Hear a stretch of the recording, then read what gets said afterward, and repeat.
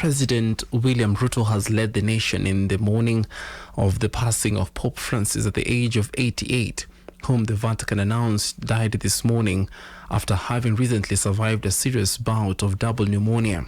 Pope Francis, the first Latin American leader of the Roman Catholic, is said to have carved his papacy reign on his consent for the Pope as an outsider who sought to project simplicity in the ground role since his election on March 13, 2013. His death was reported a few hours after his last public appearance on Easter Sunday, blessing at the Vatican St. Peter's Square. This was after he had met Vice President J.D. Vance at the Pontiff's residence in Rome in a previously unannounced visit during Easter celebrations. President William Ruto has termed his death as a profound loss to the Catholic Church and the global Christian community and praised the late Pontiff as a spiritual leader who embodied humility, compassion, and justice throughout his life. The Speaker of the National Assembly, Moses Wetangula, has expressed profound sorrow at the passing of the 266th Pope of the Roman Catholic Church and the sovereign of the Vatican City-State. Prime Cabinet Secretary Musalia Mudavadi has said that a light to the world has dimmed. He further described Pope Francis as a shepherd of hope, peace, and unwavering faith, adding that his legacy of compassion and unity will endure across generations. The Raila Odinga-led Orange Democratic Movement Party added that the Pope was the embodiment of peace, who championed a peaceful society. On his part, former Deputy President Rigathi Gachagua said Pope Francis has left a big gap in the church and the world, and that his contribution to Catholicism remains strong. Pearl Newsbeat. Catholic faith leaders across the country have led faithfuls in mourning the Pope, hailing Pope Francis' quest to fight for the marginalized in the community. Mombasa Archbishop Martin Kivuva has said Pope Francis will be remembered for his commitment to see the humanitarian crisis in Sudan and Gaza come to an end by insistent calls of ceasefire.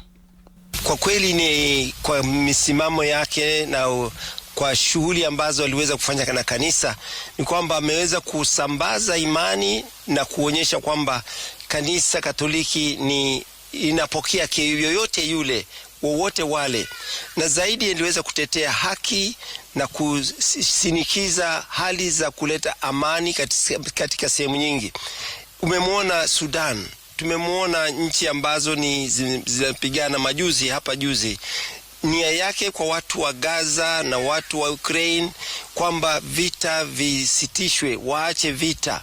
Nia yake ya kuwa watu wawe na uwiano katika sehemu kadha wa kadha. Nimeweza kuwa naye wakati huu alipotembelea Sudan, mimi na askofu anaitwa Obala kwa jimbo Katoliki la Ngong, tukiakilisha baraza la maaskofu wa Kenya, tuandamane naye kuwasindikiza wa Sudanese waache vita, waache hali ya kugombana.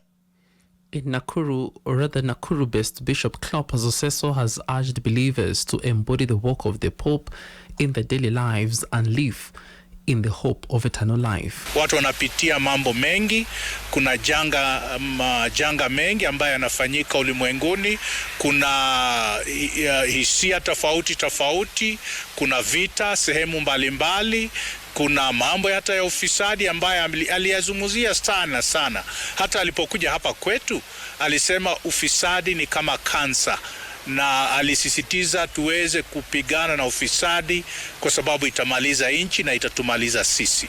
Tunaona basi ujumbe wake ulikuwa ni ujumbe wa kuwafikia watu walio pembeni, wale ambao aliwaita the marginalized, wale ambao labda hakuna mtu anayewafikiria, hakuna mtu anayewatumikia. Yeye alisema hao ndio kwake kanisa inampa msukumo wa kuweza kuwafikia, tusikie kilio chao. His death marks the end of a transformative papacy that resonated deeply not only within the church but among global communities, including millions of Catholics in the country. Internationally, King Willem Alexander and Queen Maxima of the Netherlands said that they were deeply moved by the death of Pope Francis, remembering him as a man who radiated compassion and lived in service of the vulnerable. European Commission President Ursula von der Leyen said Francis' life was defined by his efforts to build a fairer and more peaceful world. The White House shared a tribute on social media, writing "Rest in peace, Pope Francis," alongside a photo of the Pope meeting President Donald Trump and the First Lady. In Russia, Russian President Vladimir Putin expressed his sincere condolences, praising the efforts of Francis to strengthen ties between the Russian Orthodox and the Catholic churches.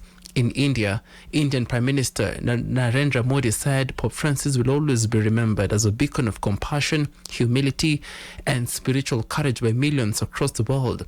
In the Philippines, which boasts Asia's largest Catholic population, President Ferdinand Marcos Jr. called Francis the best pope in his lifetime, praising his humility, faith, and compassion for the poor. Pearl Newsbeat. The death of Pope Francis now sets in motion centuries-old traditions which will culminate in the election of cardinals of a new pontiff. The Catholic Church enters a period known as sede vacante, during which a senior cardinal takes over day-to-day affairs until a new pope is elected. Cardinals from around the world will hold a series of meetings and will decide on a date for the burial, which must take place between the 4th and the 6th days after death, and on the organizations of the Novem Dials, the 9 days of mourning. Pearl Newsbeat. In other news, PLP party leader Martha Karua has urged Kenyans to embrace women in leadership as she seeks to support for her 2027 presidential bid. During a rally held in Kambi Garba, Isiolo, Karua emphasized that the time had come for the country to consider a woman for the highest office, highlighting the nurturing and inclusive leadership style that women bring. She pointed out that women are naturally inclined to take care for all, ensuring that when a woman ascends into power, the country will not leave anyone behind. Pearl Newsbeat. And Fatherfield, 23 unexploded bombs have been recovered in Helo Village, Moyale constituency, Marsabit County, during unauthorized digging by individuals reportedly searching for minerals or valuable remnants from the colonial era. The devices were found buried underground in holes dug by locals. Marsabit County Police Commander Leonard Kimayo confirmed the discovery, saying that the bombs measured 81 millimeters each. The area has since been secured, and the Kenya Defence Forces officers from the Oda camp have been deployed to support the safe detonation of the explosive by a bomb expert. Authorities have warned residents against conducting such unregulated excavation activities, citing safety risks and legal concerns. Security agencies have launched an investigation to establish the origin of the bombs, as the identity of those involved in the digging continues. Pearl Radio, the home of fresh and classic hits.